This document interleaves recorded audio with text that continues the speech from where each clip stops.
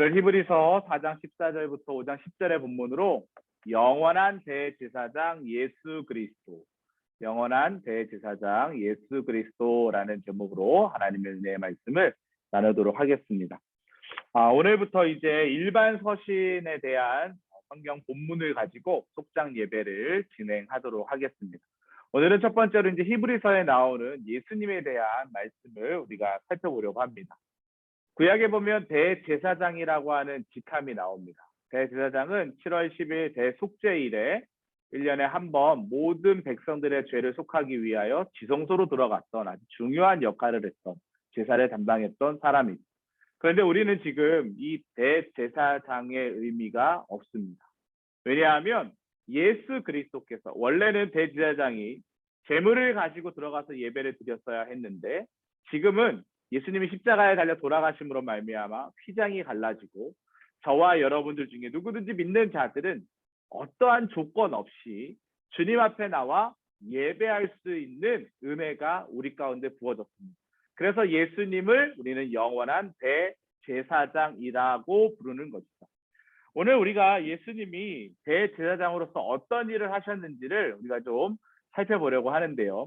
첫 번째로 우리의 연약함을 예수님은 이해하고 계신다라는 것입니다.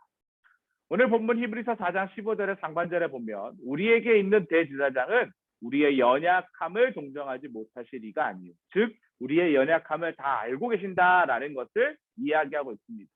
예수님께서 우리와 마찬가지로 성육신하셨죠.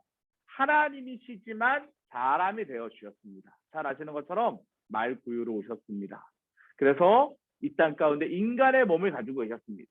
예수님도 허기가 지셨고, 예수님도 잠도 주무셨고, 예수님도 눈물도 흘리셨습니다. 우리 안에 있는 육신의 연약함을 예수님도 그대로 고스란히 가지고 계셨어요. 때때로 시험도 당하셨고 유혹도 경험하셨다라는 것을 우리는 사복음서를 읽으면서 알게 됩니다. 또한 예수님은 발가벗겨진 몸으로 십자가에 달려 돌아가실 때 수치를 당하셨습니다. 십자가에 달리기 전에는 어떤 일이 있었나요? 채찍질 당하셨습니다. 가시미 연류가 되셨습니다. 고통도 고스란히 느끼셨다라는 것이죠. 그리고 십자가에 달려 돌아가실 때 물론 좌우에 강도들이 달려 있었지만 예수님은 제자들이 다 뿔뿔이 흩어졌습니다. 그렇게 수많은 군중들, 오병이어 사건을 한번 기억해 보십시오.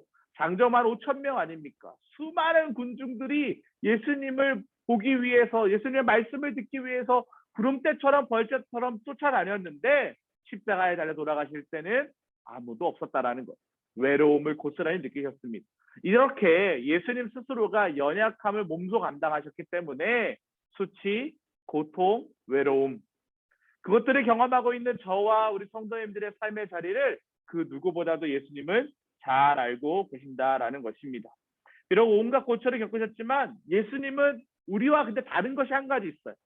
그것은 바로 예수님이 죄가 없으시다라는 것이죠.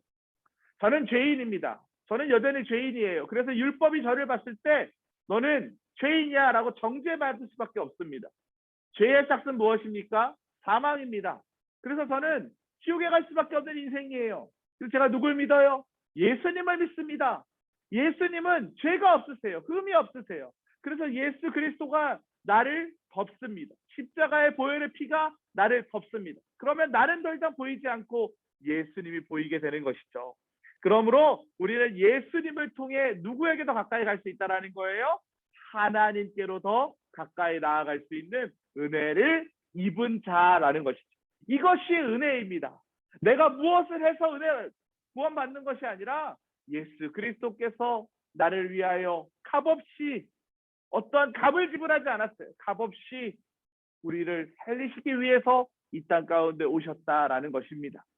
인간의 모든 연약함을 그대로 짊어지셨지만 주님은 죄가 없으시기에 우리가 그 예수 그리스도를 믿을 때 하나님께로 더 가까이 나아갈 수 있습니다.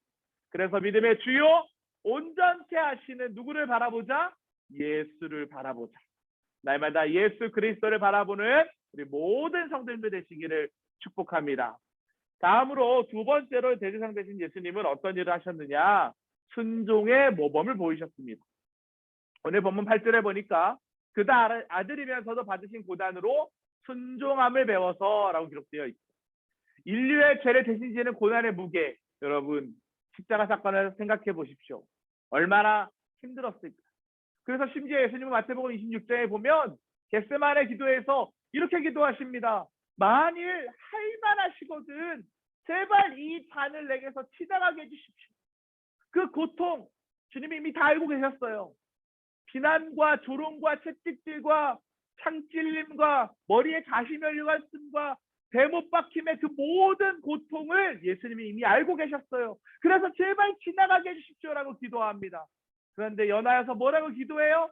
그러나 나의 원대로 마시옵고 아버지의 원대로 하옵소서. 무슨 말입니까? 인간적인 마음에서는 피하고 싶어요.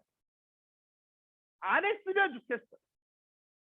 그런데 나의 원이 아니라 아버지의 뜻대로 되길 원합니다. 여러분, 우리가 인생을 살다 보면 원수 맺고 있는 사람들이 있습니다. 내가 다 사랑하는데 저 사람을 사랑하지 못하겠어. 오늘 예수님의 모범을 배우십시오. 예수님이 하기 싫었지만 할 수밖에 없는 이유는 무엇이에요?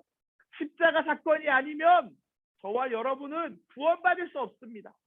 십자가의 고난 받으심으로 저와 여러분을 구원하셨어요. 순종의 모범을 보이셨다라는 것입니다. 여러분, 사랑하는 것, 죽는 것보다 쉽지 않습니까? 오늘 당장 죽는 것보다 우리가 사랑하고 구제하고 헌신하고 봉사하고 충성하는 것, 죽음보다 무조건 쉬운 거예요. 죽는 것이 가장 어렵습니다. 그런데 예수님은 그 순종의 모범을 보이셨다라는 거예요. 그래서 예수님은 대제사장으로서의 온전한 자격을 갖추셨고 구원을 위한 대제사장적인 역할을 완성하셨다라는 것입니다. 우리가 예수님의 순종의 모범을 배워서 나의 원이 아니라 하나님의 뜻이 무엇인지를 구하는 순종의 사람으로 서시기를 주님의 이름으로 간절히 축복합니다. 마지막 세 번째로 예수님은 그로 말미암아 영원한 구원자가 되셨다라는 거예요. 5장 9절 말씀에 보니까 온전하게 되셨은즉 자기에게 순종하는 모든 자에게 영원한 구원의 근원이 되셨다라고 되어 있습니다. 대제사장은 사람들의 죄를 용서받도록 뭘 했다고요? 제사를 드렸어요. 희생 제물을 가지고 가서 제사를 드리는 역할을 했습니다. 이러한 대제사장은 하나님께 선택받은 사람 한 사람만이 그 일을 할 수 있었어요. 그렇기 때문에 예수님도 하나님께 대제사장으로 직접 임명을 받으셨습니다. 예수님은 자신을 희생제물로 바쳐 우리를 위해 속죄의 제사를 드리셨어요. 예전에는 다 제사의 제물들을 가지고 예루살렘 성전으로 올라갔어야 했습니다. 그런데 더 이상 우리는 제물 가지고 예배하지 않아요. 여러분 성도님들 비둘기 가지고 염소 가지고 가루 가지고 제사하시는 분들 계십니까? 아무도 없죠. 왜요? 예수님이 단번에 그 모든 것들을 다 해결하셨단 말이에요. 이제 우리에게는 구원을 위한 다른 제사장이 필요하지 않습니다. 예수 그리스도만이 우리의 영원한 구원자이시고 대제사장 되심을 믿으시기 바랍니다. 대제사장이 백성을 위해 속죄의 제사를 드린 것처럼 예수님이요 저와 여러분을 살리시기 위해서 속죄의 제사를 드려주신 줄 믿습니다. 저는 평생을 살아가면서 예수 그리스도를 믿을 겁니다. 왜요? 예수 그리스도만이 우리를 구원하는 유일한 구원자이심을 믿기 때문입니다. 다른 이로서는 구원받을 수 없습니다. 천하 사람 중에 구원받을 만한 이름을 우리에게 주신 일이 없어요. 오직 예수 그리스도만을 믿을 때, 그분이 나의 영원한 구원자 되실 때 우리는 완전한 사람으로 또 하나님 나라의 천국 백성으로 나아갈 수 있다는 것입니다. 예수님이 친히 저와 여러분을 살리시기 위해서 속죄의 제물 되어 주셨습니다. 그 예수 그리스도를 평생 마음 깊이 믿고 입으로 시인하고 마음으로 믿어 구원에 이르는 하나님의 모든 자녀 되시기를 주님의 이름으로 간절히 축복합니다. 오늘도 우리가 주신 말씀 붙잡고 함께 기도했으면 좋겠습니다. 우리 성도님들과 함께 부끄러워서 숨기고 싶은 나의 연약함, 영원한 구원자신 예수님을 힘입어 고백하고 주의 보좌로 나아가는 그런 나눔을 한번 이번 속회 시간에 해보면 좋을 것 같아요. 우리 연하여 기도할 때에 하나님 모든 시련 가운데 믿음으로 승리할 수 있는 힘을 달라고, 또 우리 사망교구 안에 속회와 성도님들의 삶의 자리 가운데 평안과 안정을 위해 기도해 주시기 바랍니다. 하나님 목사님 안검 경련으로부터 속히 자유케 해달라고 계속 기도해 주시기 바랍니다. 우리 속회 재생산 분속이 이제 진행되는 가운데 있습니다. 하나님 우리 소망교구 385세대 은혜 가운데 속회 배정이 잘 되어서 모든 성도들이 행복하게 신앙생활하게 해달라고 함께 기도하셨으면 좋겠습니다. 주여 믿습니다 하시고 함께 기도합니다. 주여 믿습니다.